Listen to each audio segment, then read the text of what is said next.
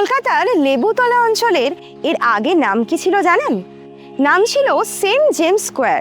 আর এই Saint James square নামটা কোথা থেকে এসেছে বলুন তো? এসেছে সেন্ট জেমস চার্চ থেকে। এই চার্চ কিন্তু সাধারণ চার্চ নয়, দুটো বড় বড় টাওয়ার, চারিদিকে গথিক শিল্প, আর দেওয়ালের গায়ে নানান অজানা অদেখা শত সহস্র পুরনো নানান ধরনের গল্প। আমরা এই মুহূর্তে রয়েছি সেন্ট জেমস চার্চেই। 19 শতকে এখানেই কিন্তু খ্রিস্টানরা সবাই প্রার্থনা করতে আসতেন। সেন্ট জেমস চার্চ অর্থাৎ চলতি ভাষায় জোড়া গির্জা।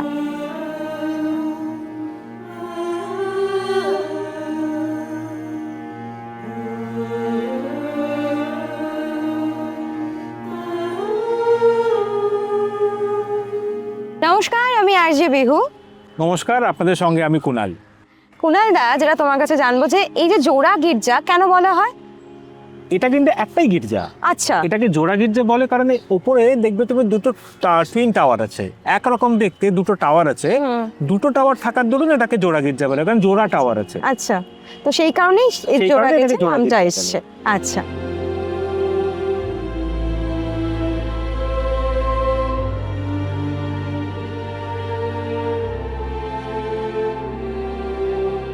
কুনাল দা, একটা কথা বলো, মানে যখন দেখছিলাম চার্চটা ঘুরে ঘুরে মনে হচ্ছিল যে অন্যান্য চার্চের থেকে এই চার্চের আর্কিটেকচারটাও একটু বোধহয় আলাদা। একটু যদি আমাদেরকে তুমি আর বলো। এই চার্চের আর্কিটেকচারটাকে বলে না, এটা হচ্ছে ব্রিটিশ গথিক আর নর্মাল স্টাইল। আচ্ছা, হ্যাঁ। এই পার্টিকুলার স্টাইলটাকে বলে। আর এই চার্চের ভেতরে প্রচুর বড় বড় আর্চ আছে, গেভ আছে। আর যেটা ভেরি ইন্টারেস্টিং থিং, সেখানে হচ্ছে এই চার্চটা জুড়ে, পুরোটা জুড়ে প্রচুর ইন্টারেস্টিং স্টেইন গ্লাস উইন্ডোজ আছে। এই উইন্ডোজগুলো সব কিন্তু মানে বলবো আমরা অষ্টাদশ শতকের মাঝামাঝির উইন্ডোজ, কিন্তু সেগুলো আজও তার কালার আছে। হ্যাঁ। এবং একটা খুব ইন্টারেস্টিং ব্যাপার, প্রত্যেক দিন দুপুরবেলা অ্যারাউন্ড 12:30 1টা নাগাদ যখন সূর্যটা এদিকে চলে আসে আলোটা, এই চার্চের ভেতরে না একটা রেইনবো এফেক্ট হয়। ও, এই গ্লাসগুলোর জন্য ভীষণ সুন্দর লাগে দেখতে।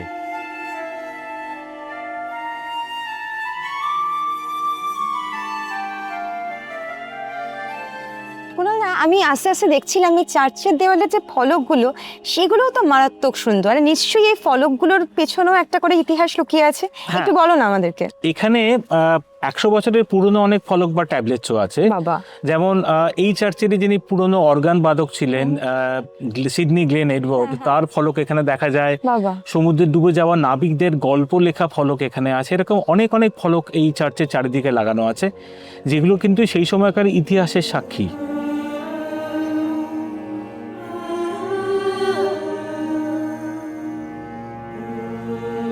আমরা এখন পেয়ে গিয়েছি সেন্ট জেমস চার্চের ফাদারকে।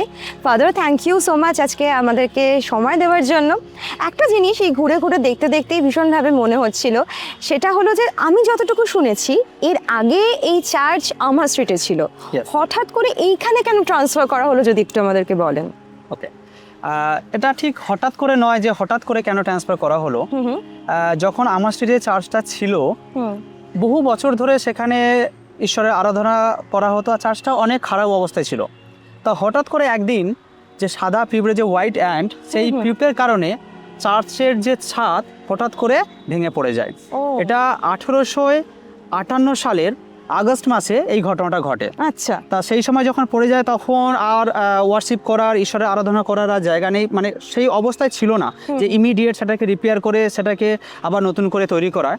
তা সেই সময় কি হলো, সেই সময় আমাদের আর্চ ডিকন যিনি ছিলেন, archdeacon John Henry Pratt, তিনি এই জায়গাটা কেনেন। এই আমার ইয়েতে লোয়ার সার্কুলার যে ইয়ে আছে, এজেসি বোস রোডে, এখানে জায়গাটা কেনেন এবং এই জায়গাটা কিনে এখানে তিনি এই চার্চটা তখন স্থাপিত করেন।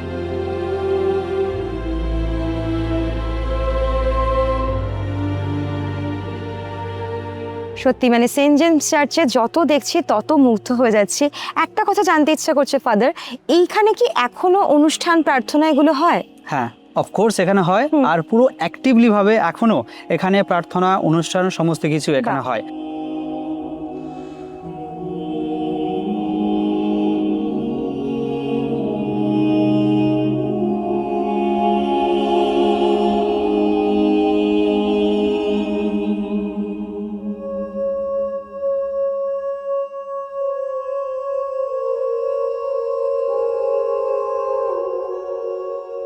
থ্যাংক ইউ সো মাচ আমাদেরকে সময় দেওয়ার জন্য। Thank you. অসাধারণ সব তথ্য দিলেন ফাদার।